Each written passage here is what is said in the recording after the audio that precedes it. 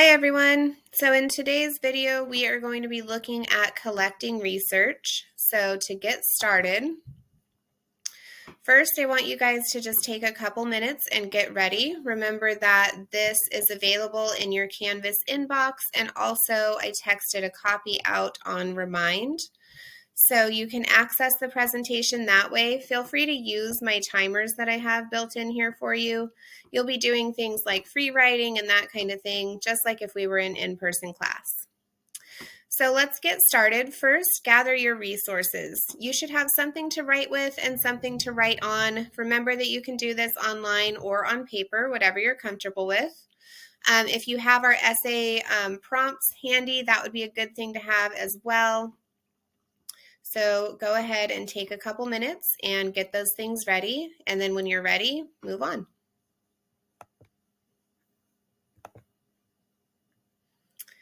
All right, so the things that we're going to be covering for today. First, we've got identifying audience. So we're going to think about who we're writing for, and that's going to help us decide what kind of sources we want to include. So you can think about either scholarly sources or popular sources, depending on who you're writing for.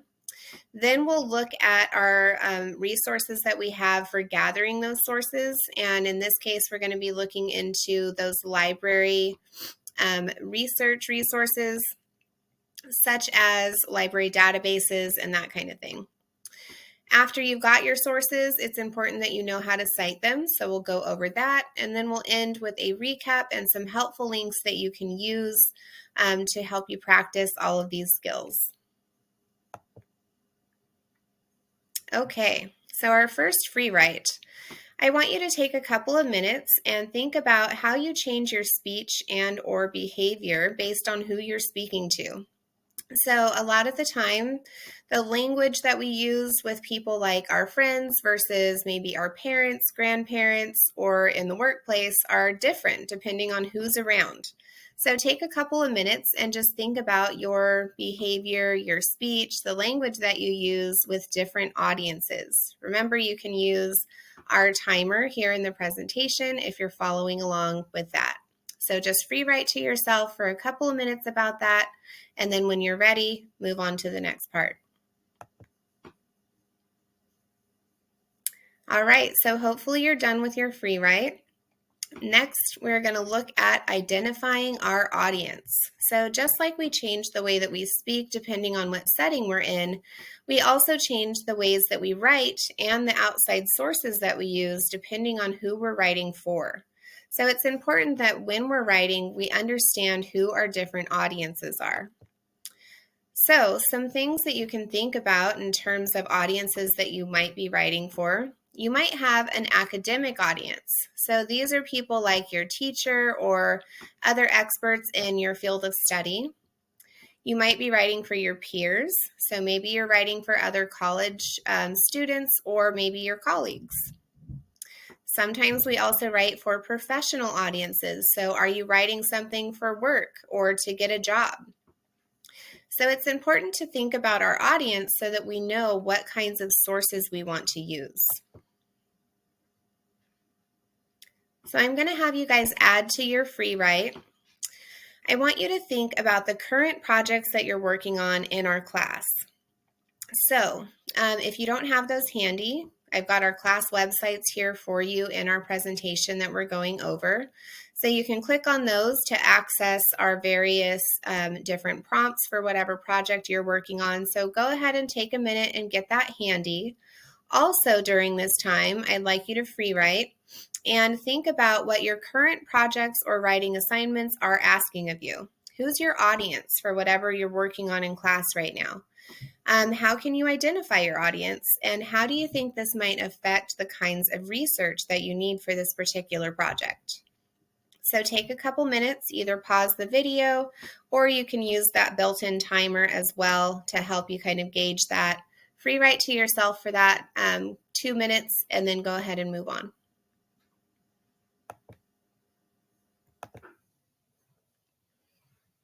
Okay, so hopefully you thought a little bit about your audience for this particular project. So now it's time to ask yourself, what does your audience value?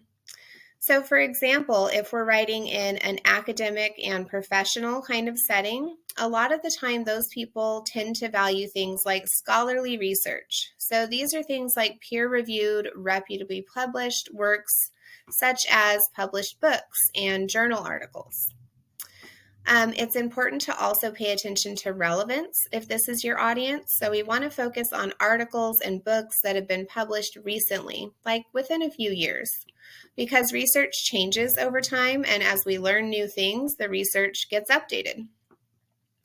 We also want to make sure, if we're writing for this particular kind of audience, that we're finding the same kinds of trends in multiple sources. So it's not just one study that found something, but it's kind of a trend in the research that multiple different studies are finding similar results, because that lets us know that it's a more widespread finding. We also want to focus on reputable authors, so be sure that your authors are credible and qualified to write about the topic at hand. So most of the time, these are the audiences that you're writing for our class in particular. So we want to keep those things in mind. So if we know that we need to find scholarly sources, then it's important to understand how to find those, what they look like, and how do we know if a source is scholarly. So some things to consider and some things to look for when you're looking at a scholarly source. Number one, these are going to be peer-reviewed sources. So that means that they're written by experts in the field. And then, in addition to being written by someone who has really done their research, they're also reviewed by other experts.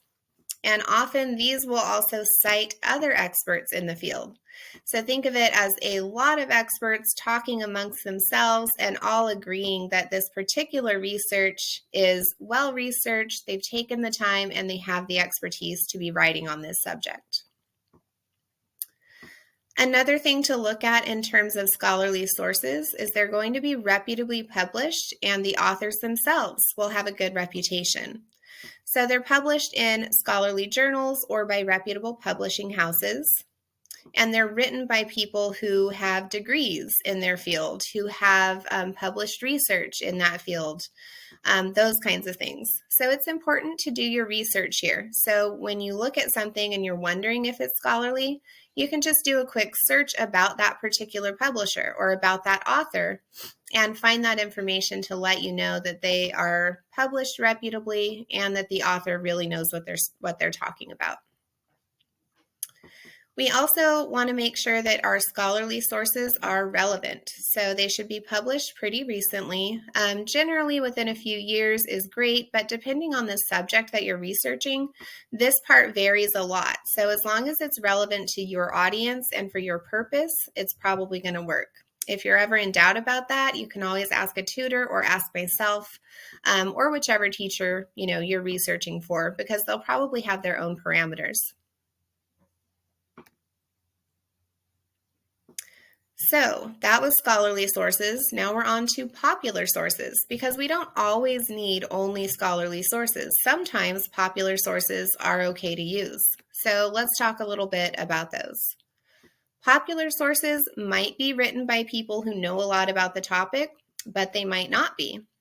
So depending on the source, it might be written by an expert, a staff writer, or a novice. So popular sources are things like newspaper articles, .com websites, blogs, and all of these things are useful in their own context, but we have to look at who's writing this and make sure that that person has enough credibility for our particular purpose. So depending on your assignment, your teacher, or your goals in general, you're going to be choosing different things. So a popular source that's from, say, a blog might not work in a research paper, for example. These sources might be relevant or they might not be. So it just depends on what your audience values, and you can kind of look into what's relevant to different people. That's one of the reasons why it's so important to know who you're writing for, so that you can choose things that they will value and appreciate.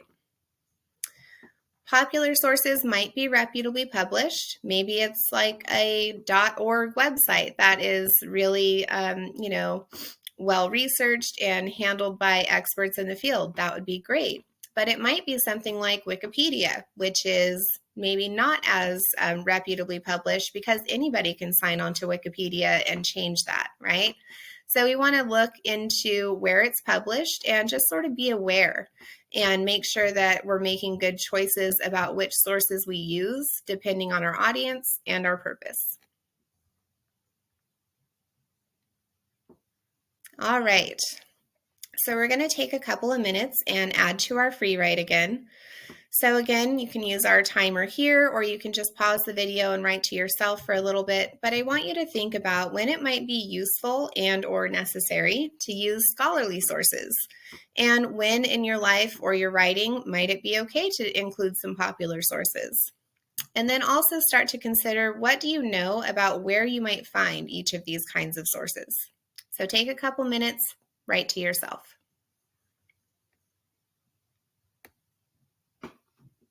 All right, so hopefully you finished that last free write. Now we're going to look at where we can find the kinds of sources that we need. And one of the places that I want you to look is our library databases. So you can find both scholarly and also popular sources on our library databases. Your tuition pays for access to a whole bunch of scholarly journals, so all you have to do is sign in and start searching. If you use something like Google Scholar, for example, you might not have as much access to these articles. So a lot of the time you'll find the article, but when you go to read it, you'll hit a paywall. And we definitely don't want you doing that. So make sure that you're using those library databases. You can use advanced search features to narrow your search by all kinds of things. So if you know that you need a scholarly journal article, for example, you can click a button and it will make sure that you're only getting search results that are published in scholarly journals, for example. Or if you needed a book, or if you needed something that was published within the last 5 years. Those are all things that our advanced search options can help us narrow down. So make sure that you use those. If you need help with accessing those library databases, I have links to all of those here. You can also find them in our class websites, and then you can find tutorials on my YouTube page and in our Canvas shells. You can also find popular sources in our databases, so keep that in mind, that you can still filter for things like newspapers or reputable websites. So they're great for both scholarly and also popular searches. And then you can still use web searches. So if you prefer to, or if it's just easier, or you need to fill in one of your sources with like a web search, you can still do that. Just remember to be mindful of publication and also author details.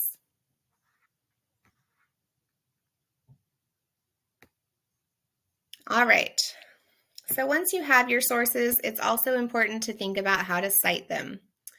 So what is citing, you might ask? If you haven't written a paper with me yet, then maybe you haven't gone over that. So we'll go over citation.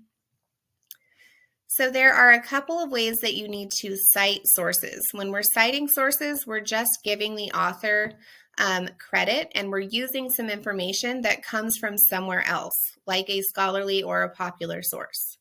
So there are two ways to do that.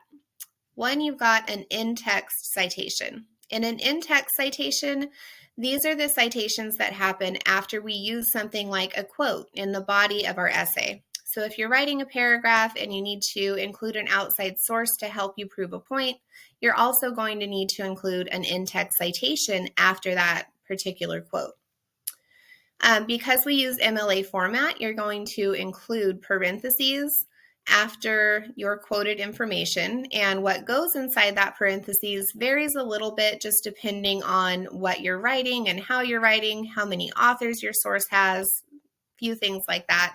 But generally speaking, you're going to have the author's last name and the page number where that cited information occurred. So I have some examples for you down here. So this is an example of what a citation would look like with one author, and this is just, say it was by Fujinami and page was 25. And then if you had two authors, then you'll have Fujinami and Jones, and then the page is number 25. If you have multiple authors, which happens a lot in scholarly journal articles, for example, then you might have just the first author and then the phrase et al. And then the page number where it occurred. If you're not sure how to cite, there is a very handy citation flowchart on the next slide that'll answer most of your weird citation questions and help you figure out how to get that citation in there. The other kind of citation that you need to be aware of is a works cited citation. So we need to include MLA citations for each of the sources that you use in your essay at the end of the essay on a works cited page. You should organize your sources alphabetically, starting with the author's last name, and then including all of the other publication information. This varies a lot depending on the type of source that you're using, so you should use our handbook or a reliable citation generator and then double check it with the handbook to help you prepare that works cited page. So remember, we want to include both kinds of citations, in text and also works cited. Also remember that we use MLA for our class. So here is that handy citation flowchart. So you can always come back to this and reference it as you're writing. It's just kind of a good tutorial to help you figure out what exactly needs to go in your in-text citation. So you're going to start here with, are you using a quote or a paraphrase? If you are, then you can ask yourself some other questions about, how you're introducing that source, how many authors it has, all that good stuff, so that you can figure out what you need to do for your citation. So check that out, very handy. And that brings us to our recap and some great resources for you to use. Okay, so when we are gathering research, we have some big steps that we need to take. Number one, identify your audience. It's important to understand, are you speaking to peers, colleagues, an academic audience? Who are you talking to? Once you do that, you can decide what they value. So for example, colleagues and academic audiences tend to value scholarly sources, and reputable popular sources might be okay depending on the assignment and your audience. If you're just writing for peers or maybe a non-academic audience, then maybe popular sources are a better fit for you. So once you have those resources narrowed down and you know if you're looking for scholarly or popular sources, then use the things at your disposal to find those articles and whatnot that you need. So remember, our research databases are a great place to start. Google and other search engines might work for you depending on, what kinds of sources are available or acceptable for your assignment. Remember that tutoring is a great resource that you can use too. Tutoring is required for our class and it's available for free online or on campus. So there's no reason not to work with a tutor to get your sources as well. And then remember to revisit our lectures and presentations because there's all kinds of things that tell you how to use our databases, how to tell if a source is scholarly or not, all kinds of great things. And then lastly, remember to scrutinize your sources. So if you think that a source is scholarly, it should be peer reviewed, it should have a reputable author, and it should be published in a reputable place like a journal. For popular sources, if you're thinking about using one of these, remember to look for a named author, a website that is credible enough for your particular purpose, and then still do some research about the author and the site. Some great resources that I'd like you guys to check out. So for further support with practice identifying your audience, you've got an article and a video here to check out. For practice identifying a scholarly versus a popular source, you can check out this other presentation. Practice with finding your sources. Library databases and tutorials are gathered for you here, depending on which campus you're at. Remember to also use our tutors that we have available. So I've got links to tutoring there. And then of course myself, if you want to chat, remember you can text me on Remind, you can stop by my office hours, and you can also click right there to make an appointment during my office hours, or if those hours don't work for you, text me on Remind, send me an email, and we'll find a time that does work for you. Okay. So another option for you to do some practice, if you're in a place where you're able to work with your groups, I would like you to explore that resource page and get familiar with the library databases, how to schedule a tutoring appointment, and then also how to identify scholarly versus popular sources. In your groups, I would like you to think about your top 3 takeaways from the presentation, along with some questions that you still have. So I'll give you guys a few minutes. When you're ready, go ahead and we'll come back and talk about those questions that you might have and what your group, talked about. If you're watching this and you're not working in a group, you can always get on your group chat and text with your group. So everyone's been put into groups. Remember that you should be checking in with your group regularly. So this is a great time to do that and just see if they've watched this particular lecture and chat with them. And then also you can practice on your own or with a tutor. As always, if you have any questions, feel free to reach out. Credits for our lovely presentation are all right here. And then remember that if you need to talk with me, click there to make an appointment. Text me on Remind.